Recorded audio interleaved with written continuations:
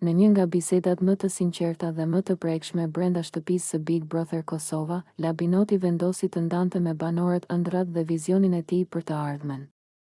Ishte një moment ku jo strategjia, debatet apo lojrat e përditshme humbën vendin përballë emocioneve të vërteta dhe aspiratave të një njeriu që ëndërron më shumë se sa thjesht të qëndrojë në lojë.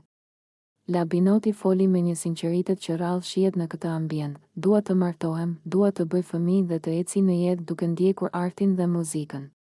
Fjalët e tij nuk ishin thjesht dëshira të thjeshta, ato pasqyronin një vizion të plotë dhe të menduar mirë për jetën e tij. Ai nuk po fliste për një moment impulsiv apo një ëndër të largët, por për një rrugëtim që donte ta ndërtonte me përkushtim dhe pasion.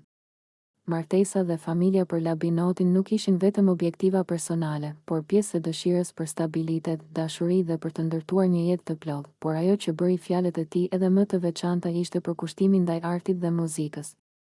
Ai nuk dëshironte të ndiqte rrugë të lehta ose të ndikohej nga presionet e jashtme, dëshira e tij ishte të ecë në karrierën që e bën të ndihet i plotë dhe i lumtur. Labinoti e përshkroi këtë si pjesë të identitetit të tij, një ëndër që nuk lidhej vetëm me famë apo njohje, por me mundësinë për të shprehur veten dhe për të lënë gjurmë përmes pasionit të tij. Banorët e tjerë dëgjuan me vëmendje dhe respekt.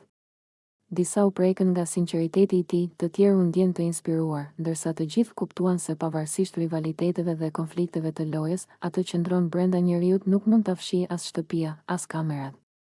Ky moment tregoi se brenda Big Brother Kosova, pavarësisht presionit dhe izolimit, ndjenja për familje, dashuri dhe realizim personal mbeten të pavendësueshme për publikun. Rrëfimi i Labinotit ishte një nga ato çaste që nxjerrin në pa anën më të ndjeshme dhe më të vërtetë të banorëve.